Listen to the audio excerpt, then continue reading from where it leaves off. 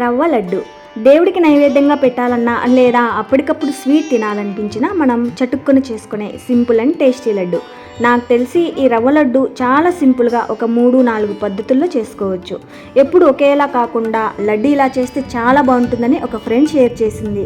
Try చేసి ఒక్క laddu taste చేశాక నిజంగానే శుతిమెత్తని టేస్టీ లడ్డు. ఒక్క లడ్డు తింటే ఇంకో లడ్డు తిందామా అనేంత రుచిగా ఉన్నాయి. ఒకసారి ట్రై చేసి చూడండి. సరే, లేట్ చేయకుండా రెసిపీ చూద్దామా? చలో.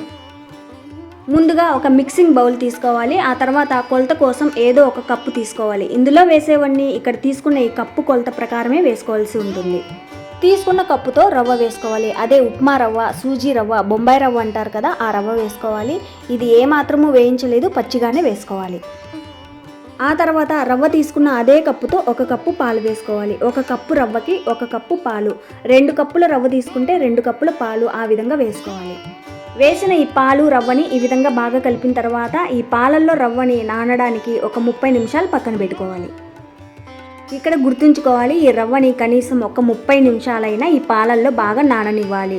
ఎంత ఎక్కువసేపు నానబెట్టుకుంటే రవ్వ లడ్లు అనేవి అంత మెత్తగా మృదువుగా ఉంటాయి. సరే, ఈ రవ్వ నానడానికి పక్కన పెట్టేసి ఈలోపు ఇందులోకి సరిపడా షుగర్ని గ్రైండ్ చేసుకోవాలి. ఏ కప్పుతో అయితే రవ్వ తీసుకున్నామో అదే కప్పుతో సగం కప్పు షుగర్ని మిక్సీ జార్లోకి వేసి మెత్తని పొడిలా గ్రైండ్ చేసుకోవాలి. ఏ కొలత ప్రకారం రవ్వ తీసుకున్నా అందులో సగం మాత్రమే షుగర్ వేసుకుంటే ఆ స్వీట్ అనేది సరిపోతుంది. షుగర్తో పాటు 4 ఇలాచీలను అదే యాలకులను కూడా వేసి వీటిని మెత్తని పొడిలా గ్రైండ్ చేసుకోవాలి. చూడండి, ఈ విధంగా మెత్తగా గ్రైండ్ చేసుకున్న ఈ షుగర్ పొడిని కూడా రవ్వతో పాటు పక్కన పెట్టుకోవాలి. ఆ తర్వాత స్టవ్ ఆన్ చేసి కడాయి హీట్ అయిన తర్వాత నెయ్యి వేసుకోవాలి. ఇక్కడ నెయ్యి అనేది ఎక్కువ వేసుకోవాలా తక్కువ వేసుకోవాలా అనేది మీ ఇష్టం. లడ్డులో నెయ్యి అనేది కొంచెం ఎక్కువ వేసుకుంటేనే టేస్ట్ అనేది బాగుంటుంది. వేసిన నెయ్యి హీట్ అయిన తర్వాత ఇందులోకి కావలసినన్ని జీడిపప్పులు వేసుకోవాలి. ఇవి ఎన్ని కావాలో అన్ని మీకు నచ్చినన్ని వేసుకోవచ్చు. వీటితో పాటు కిస్మిస్లు, బాదం పలుకులు ఈ విధంగా సన్నగా పొడుగ్గా కట్ చేసి వేసుకోవాలి. ఈ బాదం అనేది ఆప్షనల్ మాత్రమే, ఉంటే వేసుకోవచ్చు లేదంటే స్కిప్ చేసేయచ్చు. ఆ తర్వాత వీటిని మీడియం ఫ్లేమ్లో ఇవి బాగా వేగి మంచి స్మెల్ వచ్చేదాకా వేయించుకోవాలి. చూడండి, కిస్మిస్లన్నీ ఈ విధంగా బాగా ఉబ్బి జీడిపప్పులు లైట్గా రంగు మారి బాదం పలుకులు కూడా వేగి మంచి స్మెల్ అయితే వస్తుంది. ఈ స్టేజ్లో వీటిని నెయ్యి అనేది ఏమాత్రము పడకుండా ఒక ప్లేట్లోకి తీసుకోవాలి. ఆ తర్వాత వీటిని పక్కన పెట్టేసి ఇందాక నానబెట్టుకున్న రవ్వ సంగతి చూద్దాం. చూడండి, ఒక 30 నిమిషాల తర్వాత రవ్వ అనేది ఈ విధంగా బాగా నానిన తర్వాత ఈ రవ్వను తీసుకెళ్ళి నెయ్యిలో వేయించుకోవాలి. దాకా జీడిపప్పులు వేయించుకున్న అదే నెయ్యిలో రవ్వ వేసుకోవాలి. ఒకవేళ నెయ్యి తక్కువ వేసుకున్నట్టయితే ఇక్కడ కొంచెం నెయ్యి వేసుకోవచ్చు. ఈ లడ్డు రుచి మొత్తం పాలల్లో రవ్వని ఈ విధంగా నానబెట్టడంతోనూ ఇందులో వేసే నెయ్యితోనే వస్తుంది. ఆ తర్వాత లో ఫ్లేమ్లోనే అడుగు అనేది ఏమాత్రము మాడకుండా ఈ విధంగా కంటిన్యూస్గా కలుపుకుంటూ ఈ రవ్వ మొత్తం పొడి పొడిలాడేలా వేయించుకోవాలి.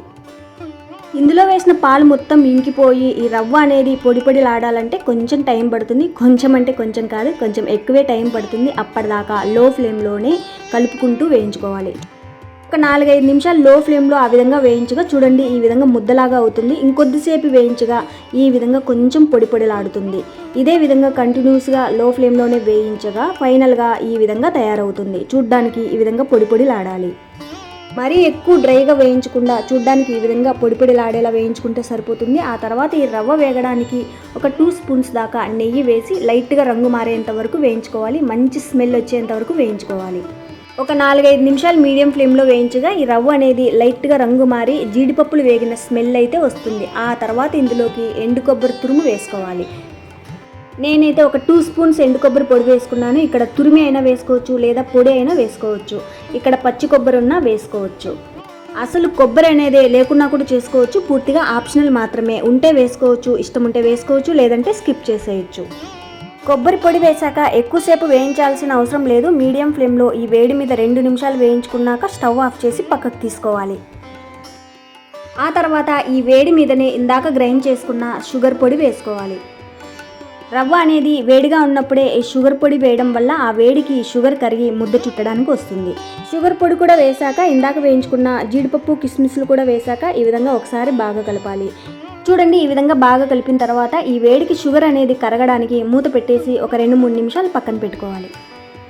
మూత పెట్టే ముందు గుర్తుంచుకోవాలి, ఈ రవ్వ మిశ్రమం అనేది వేడిగా ఉండాలి. లేదంటే స్టవ్ మీద ఉంచి లో ఫ్లేమ్లో ఒక 2-3 నిమిషాలు వేయించుకోవచ్చు.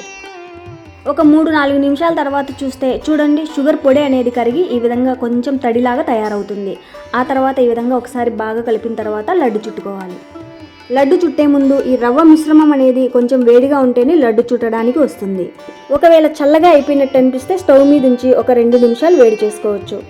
లడ్డు అనేది చిన్నదో పెద్దదో మీకు నచ్చిన సైజులో చేసుకోవచ్చు. కానీ ప్రతి లడ్డులో జీడిపప్పు, కిస్మిస్ ఏదో ఒకటి ఉండేలా చూసుకోవాలి. పాలతో చేసిన ఈ రవ్వ లడ్లన్నీ చుట్టిన తర్వాత కొంచెం చల్లారిన తర్వాత గాలి ఏమాత్రము తగలకుండా వీటిని డబ్బాలో వేసుకొని ఒక 15 రోజుల వరకు స్టోర్ చేసుకోవచ్చు. ఈ విధంగానే ప్రతి లడ్డు చేసుకోవాలి. ఒకవేళ ఈ రవ్వ మిశ్రమం చల్లగా అయిపోయినట్టు అనిపిస్తే మధ్యలో ఒకసారి వేడి చేసుకోవచ్చు. ఫైనల్ గా మన లడ్డు అనేది చూడడానికి ఈ విధంగా ఉండాలి. చూస్తుంటేనే నోరూరుతోంది కదా. ఒక లడ్డు తిన్నారంటే మీరే 2-3 లడ్లు తినేస్తారు, అంత బాగుంటాయి. ట్రై చేసి చూడండి. సరే అయితే మరో సింపుల్ రెసిపీతో మళ్ళీ కలుద్దాం. Thank you for watching.